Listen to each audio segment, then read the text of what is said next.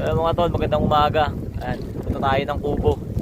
Taas na naman ng tubig at saka ang daming nasalantang fish pan ngayon dito sa sa lugar natin sa Binangonan. Masak ang mga fish pan. Di ba anak mo? Ayun pala. Ayan, kasama ko sila. Kuya Jason, ayan. Mangka kami puntang kubo. Yan yung kubo namin. Buhay pa naman kahit pa paano. Mga fish pan nawasak. Itong kangkungan ni Dikit wasak. Ayan, wala nang kangkungan. Ito, puro kay Tiago, puro water lily na rin. Ito yung kubo na ko, putik. Kinampas pala kami ng water lily sa kubo. Ayan. Dito tayo sa kubo ngayon.